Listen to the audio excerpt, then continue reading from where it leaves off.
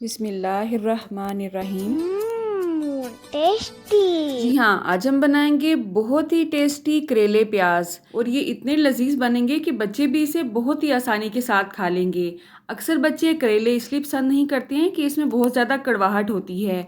आप जो भी फार्मूला आजमा लें, जो भी ट्रिक आजमा लें, लेकिन इसकी कड़वाहट फिर भी रह ही जाती है। आप एक दफ़ा मेरे तरीके से करेले बना के देखें, इंशाल्लाह बिल्कुल भी आपको कड़वाहट फील नहीं होगी। तो चलें आज की इस रेसिपी का आगाज़ इस दुआ के साथ करते हैं कि अल्लाह आप सबका दस्तरखान सजाए रखे और हम सबको सेहत और ईमान का रिज़्क अता फरमाए।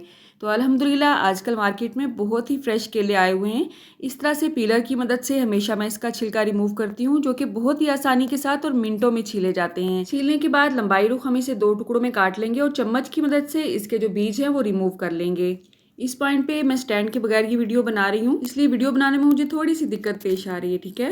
तो इस तरह से हमने बीज भी निकाल लेने हैं इसके। उसके बाद छोटे छोटे से पीसीज में हमने इसे काट लेना है। ज़्यादा मोटे पीसीज आपने इसके नहीं करने हैं, इतने ही आपने पीसीज काटने हैं, तो ही इसे खाने का मज़ा आएगा, ठीक है। अब इसके अंदर हम ऐड करेंगे आधा चम्मच हल्दी पाउडर और 1 चम्मच नमक। साथ ही साथ हमने इसमें ऐड करना है पानी, इतना जिसमें ये तमाम करेले डिप हो जाएं। रूटीन में हम क्या करते हैं कि करेलों को नमक लगा के धूप में रख लेते हैं, उसके बाद रगड़ रगड़ के उसको धोया जाता है। थोड़ा सा मुश्किल काम लगता है वो, तो ये बहुत ही आसान तरीका है, आपने एक दफ़ा इसे ज़रूर आजमाना है।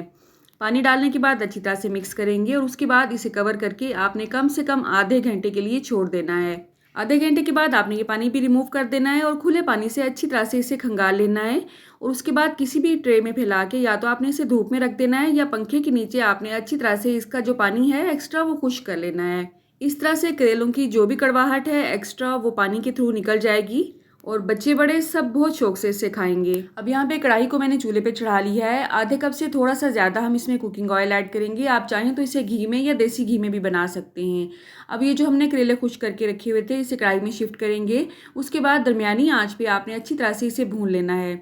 इतना नहीं भूनना है कि ये बिल्कुल ब्राउन हो जाए, हमने इसे जूसी भी रखना है और इस तरह से बनाना है कि इसका फ्लेवर आए कि हम करेले खा रहे हैं, कड़वाहट नहीं आए। अगर हम इसे बहुत ज़्यादा ब्राउन कर लेंगे तो ये अकड़ जाते हैं, जूसी बिल्कुल भी नहीं रहते हैं। तो दरमियानी आंच पे ही हमने इसे 4 से 5 मिनट के लिए फ्राई किया और आपने देखा है इनका कलर मुकम्मल तौर पे चेंज हो चुका है। ना तो ये बहुत ज़्यादा ब्राउन है और ना ही ग्रीन रहे हैं। अब इस पॉइंट पे हमने इसमें प्याज ऐड करने हैं। दरमियाने साइज़ के 4 प्याज मैंने इस तरह से बारीक बारीक से स्लाइसिस में काट लिए हैं, वो भी इसमें ऐड कर देंगे। करेले खाने से स्किन की जितनी भी बीमारियां हैं वो अल्हम्दुलिल्लाह ख़त्म हो जाती हैं, इसमें चाहे एक्नी हो या एलर्जी हो। तो जब भी आप मार्केट में देखें कि अच्छे करेले आए हुए हैं सीज़न के, तो कम से कम हफ्ते में एक दफ़ा इसे ज़रूर बनाया करें। जैसे ही प्याज हल्के से नरम होंगे हम इसमें ऐड करेंगे सब्ज़ मिर्च। सब्ज़ मिर्च को मैंने कट नहीं लगाया है बच्चों की वजह से। आपके घर में अगर सिर्फ बड़े ही खाने वाले हैं ये करेले, तो आपने 4 से 5 अदद सब्ज़ मिर्च ऐड करनी है और उसे कट लगा के ऐड करना है। इससे बहुत ही टेस्टी बनते हैं करेले।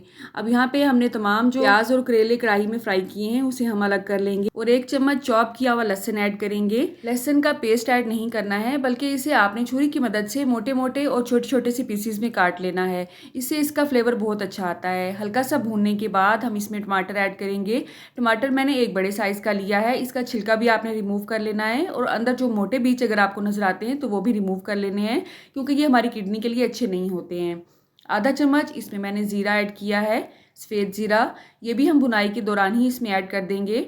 इसके साथ हम इसमें ऐड करेंगे 1 चम्मच नमक। आपने टेस्ट के हिसाब से ऐड करना है, कम या ज़्यादा जितना भी आपके घर में पसंद किया जाता है।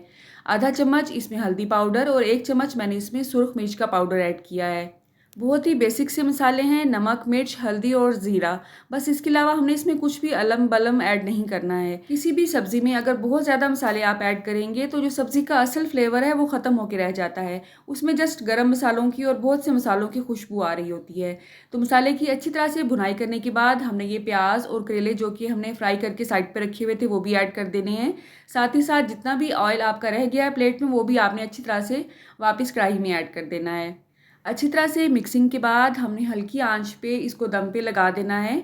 आपने कोशिश करनी है कि जो भी बर्तन नया ख़रीदा करें वो मोटे पैंदे वाला होना चाहिए। अब घर में ऑलरेडी जो आपके बर्तन हैं वो तो आ ही चुके हैं, लेकिन जो भी नया बर्तन आप ख़रीदें आप कोशिश करें कि मोटे पैंदे वाला हो। इस तरह से जो चीज़ भी आप इसमें पकाएंगे वो नीचे पैंदे में लगती नहीं है, चाहे आप उसकी आंच तेज़ करें चाहे हल्की करें।